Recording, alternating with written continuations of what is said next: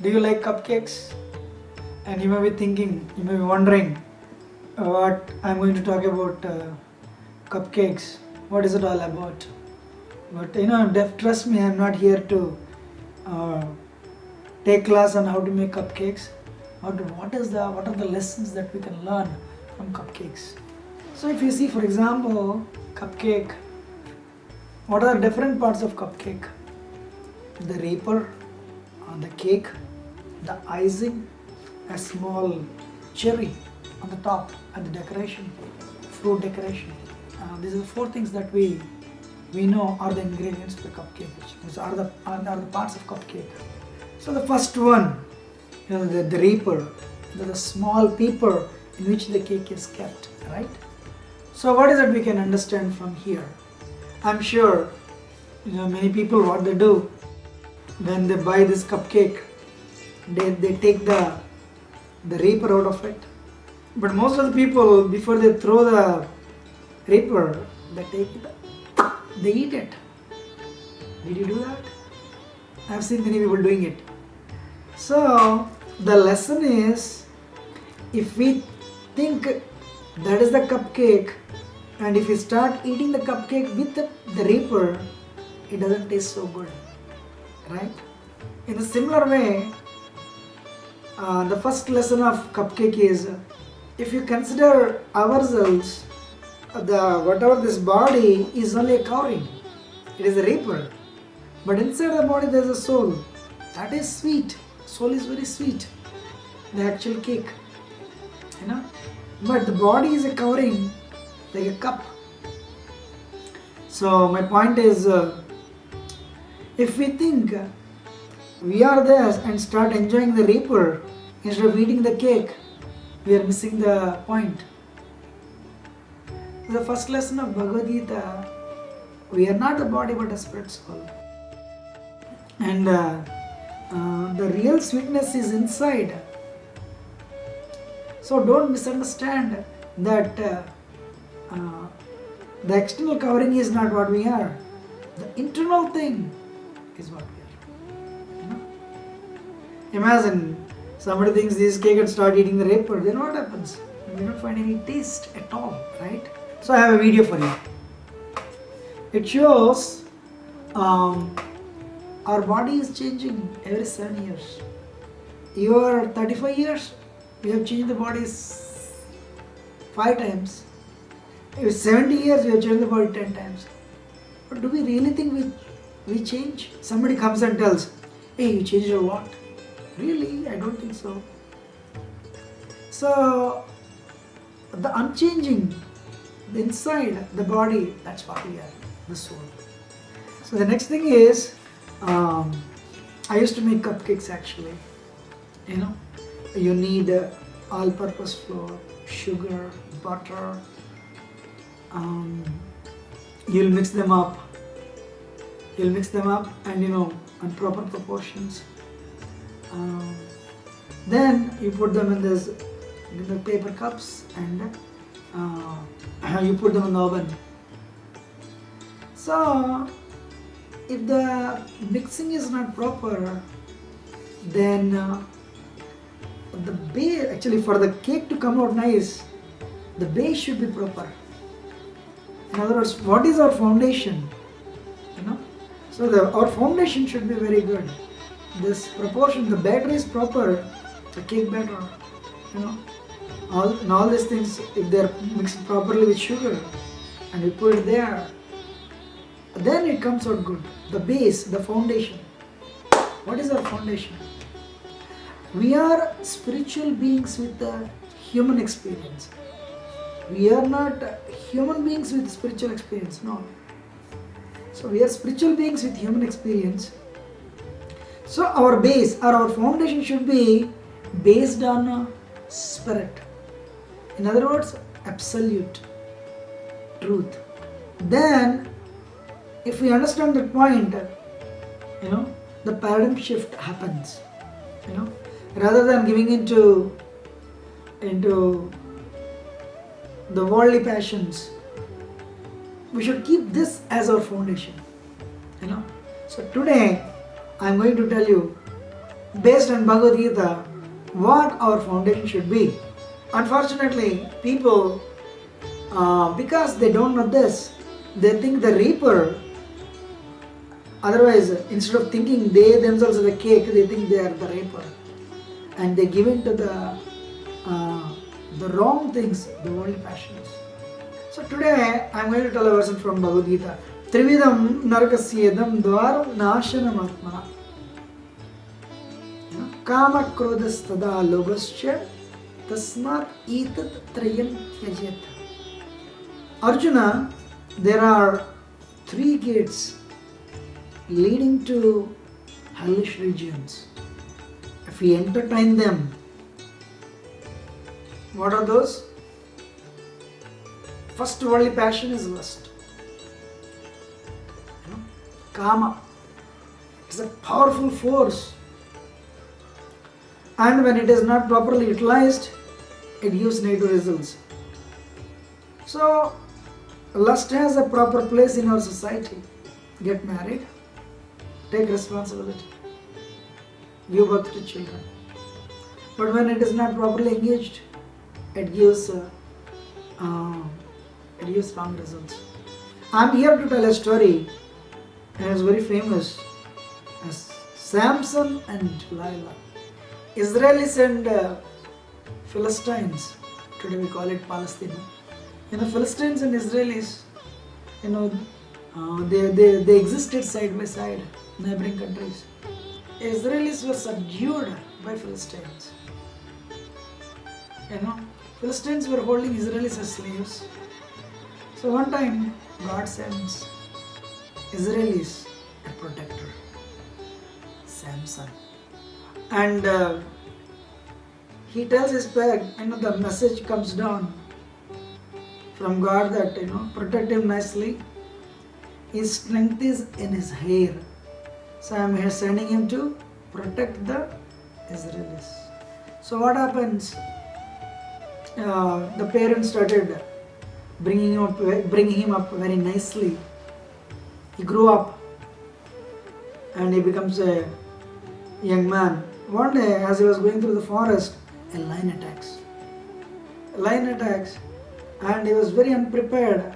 But he finds a donkey's. There was a dead donkey's jaw, and he kills the lion.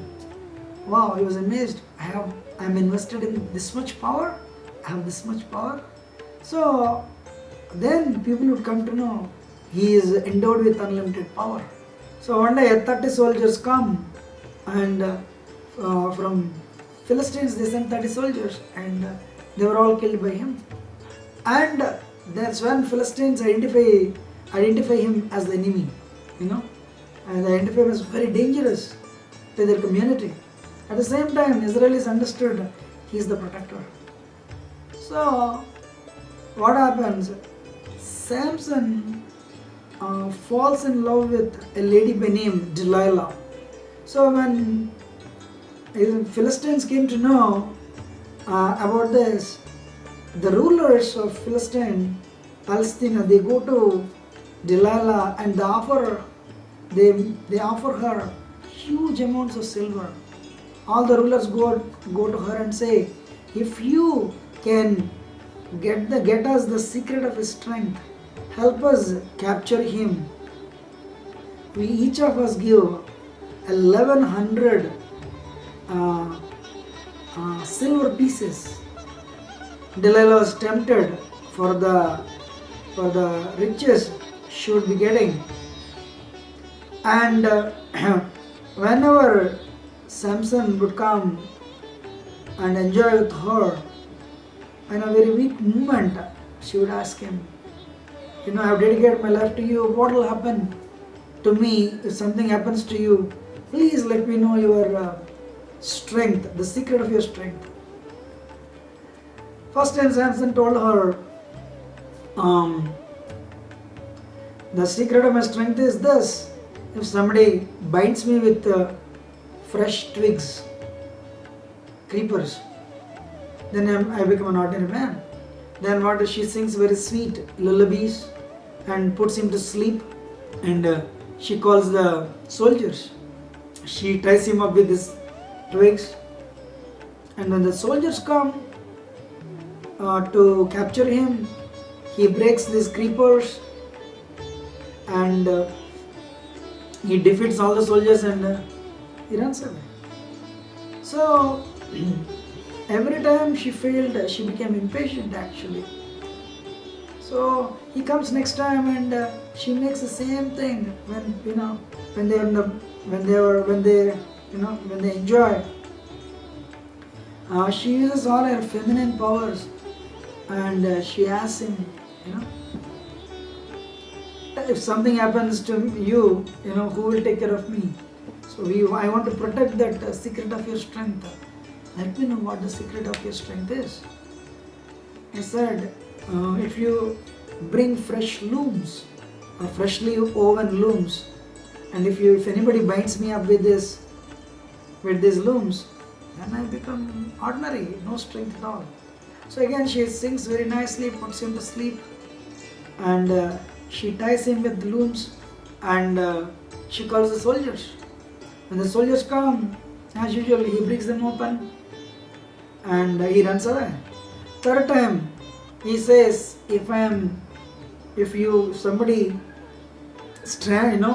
somebody makes a fabric using my hair in seven different places, then I'm an ordinary man.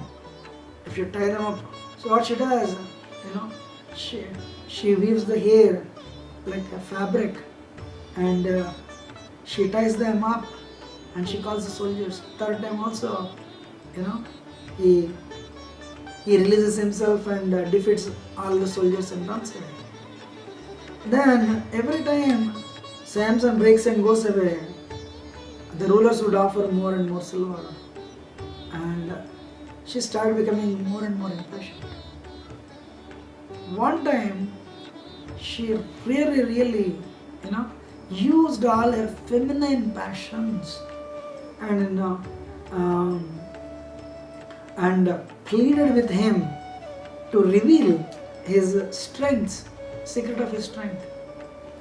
And having been overcome by the weakness of her company and the pleasures that he was deriving from her, he revealed, my strength is in my hair.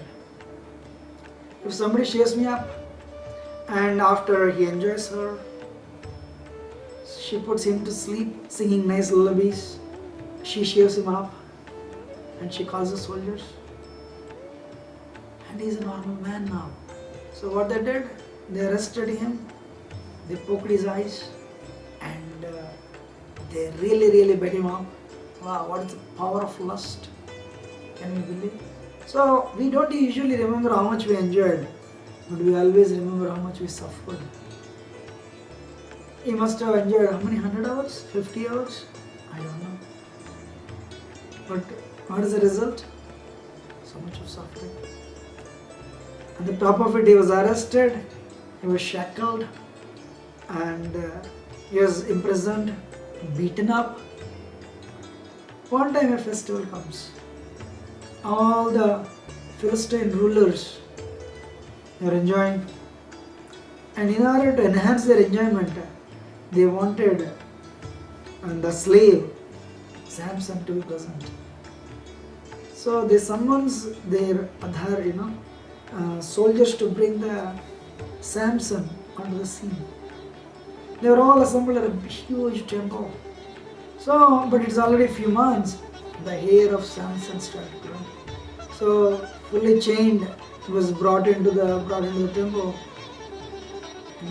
for the enjoyment of the rulers. And he was chained to the two pillars, on which the entire temple is dependent. Temple is actually landing on. So then he prays, my Lord, please help me undertake your mission. I have not fulfilled what I am sent for. Give me strength only, at least last time.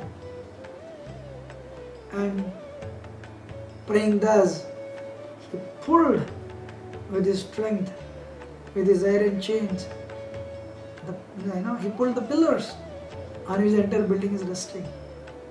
The entire building came down, collapsed. killing Samson and all the people who were present there. So we can see here the power of lust, and many people become victim. Krishna says in Bhagavad Gita, if somebody engages the lust as per the scriptural principles for the procreation of children, to take responsibility, to groom them as nice children, and then that lust is valid. Kamosmi Bharatashva. But if we don't do that, we have already seen the examples. So our foundation should be truth, because we are soul. The elephant is very powerful. Do you know how the hunter catches the elephant? It's not easy. But everyone in this world is looking for this sense of touch.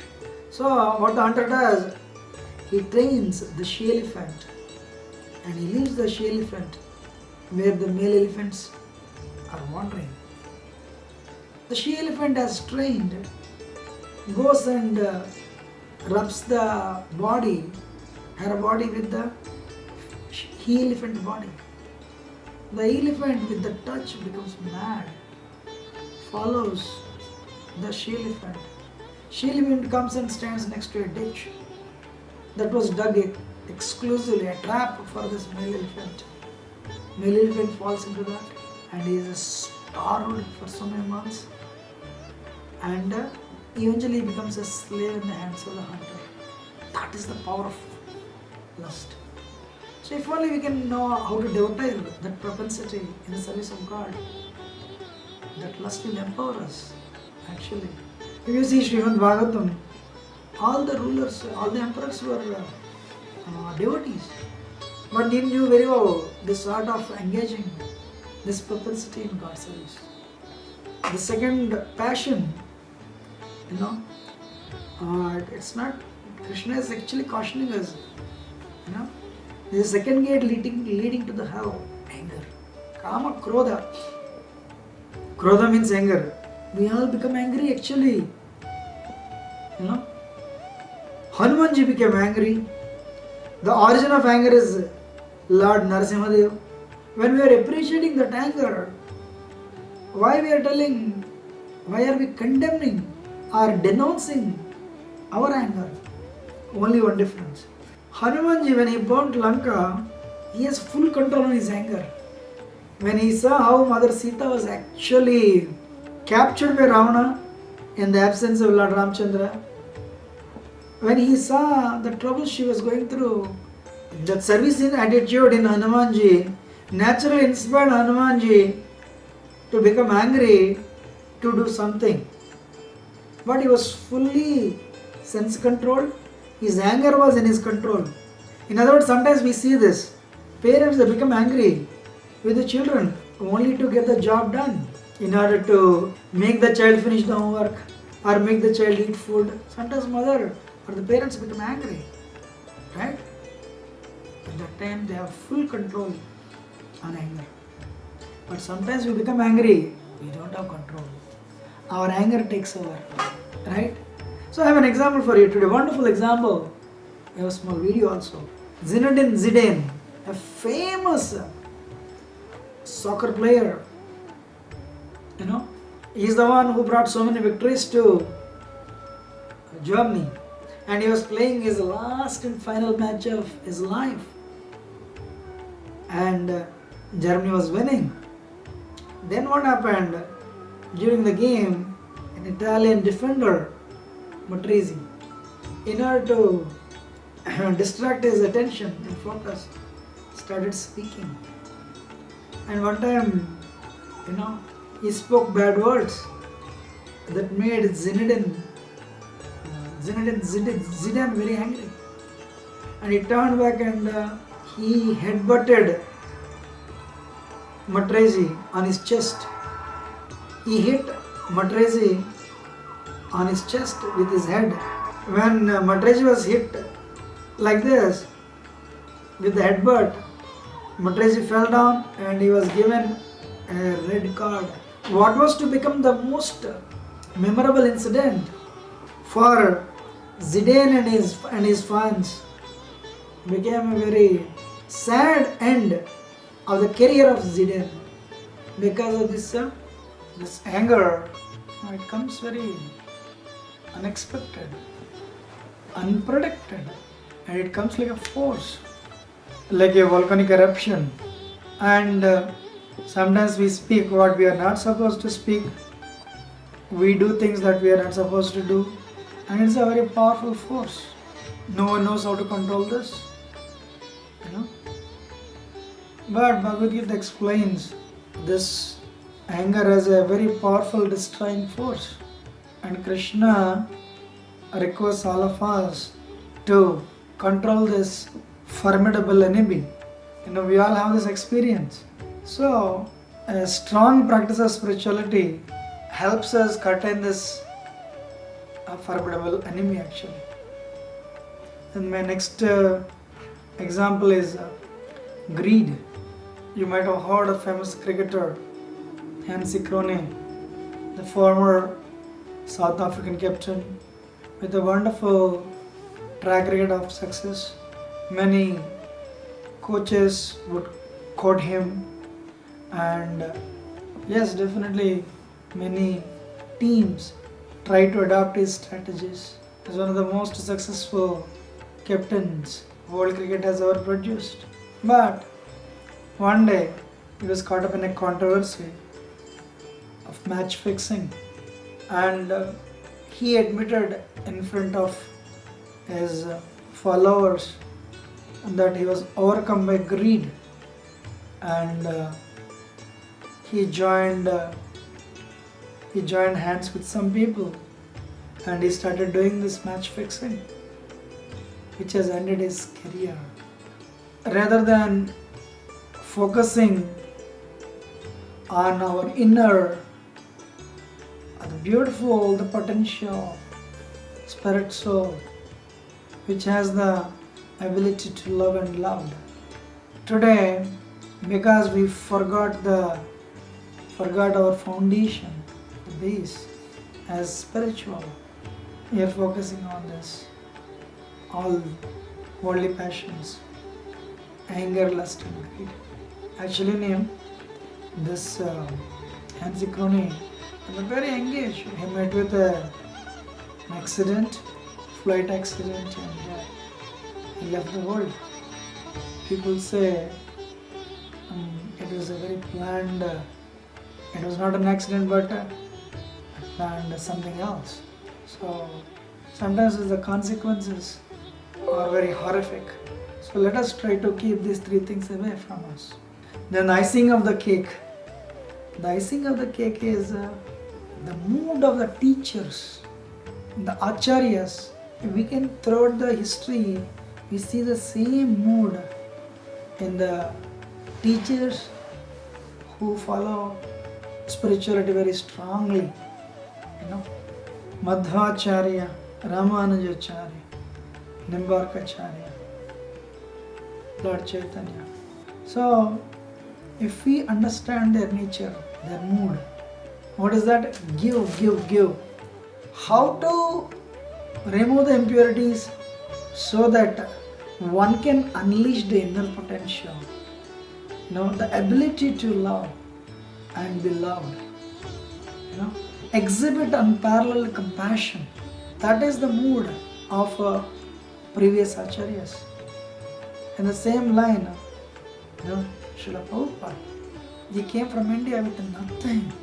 Came all the way to America, came to the West. But he brought something that practically nobody that time possessed. His heart was filled with love of God. And he came to give it to everybody freely. What was the result? People appreciated. They have given up the temporary fleeting pleasures of this world. They accepted what he came up with actually. He says, we are, my dear brothers and sisters, essentially spirit soul as powerful as sun. And today we've forgotten and we identify with ourselves with the temporary situations. Sometimes we are distressed, sometimes we are happy. No. If we realize this one point, this small point, and understand our true self, that we are as powerful as sun, we can do and undo things. Where is the room for depression and frustration? He came to America with nothing, but he built 108 temples in 12 years. Traveled earth 12 times and transformed the hearts. And because of his endeavors, people accepted the path of flow of God, the Bhakti Yoga process, and transformed, and they attained the perfection of God. So that is the true icing of the cake. And he promoted how to unleash that inner potential. Chant the holy name. Mantra. Man means mind, tra means liberates. Our problems are because of the uncontrolled mind. How to control it? We don't know. But Hare Krishna, Krishna Krishna, Hare Hare, Hare Ram, Ram Ram, Hare Hare. A powerful meditative process. Prepare it every day and do a few minutes of mantra meditation. We can get rid of our lower nature and elevate ourselves to the higher nature and realize we are that powerful spirit souls. Material fleeting pleasures have never proved worthwhile all the lifetime, throughout the life. Maybe they give a few minutes of enjoyment. Krishna says, Esam sparshaja bhoga dukkha yona evate adyantavanta kaunteya nate shramate buddha. That we derive with the contact of senses. They have beginning and end, and that is the source of misery. That has a beginning and end. Any pleasure, 5 minutes, 3 seconds, 5 seconds, 15 minutes. But that is the one that is leading you to the misery. When we go for this 3 seconds or 5 seconds or 15 minutes enjoyment, we are sowing a seed of suffering. Dukkha yona evate. So our suffering doesn't come from anywhere. It comes from here when we go for a material enjoyment. But if only we realize that we go for a spiritual progress. So human life is meant for that purpose, cleansing the heart and realize the dormant love of God that is within us. And once we realize, we give it to everybody. And we are happy. And we make this place, this world, a better place to live.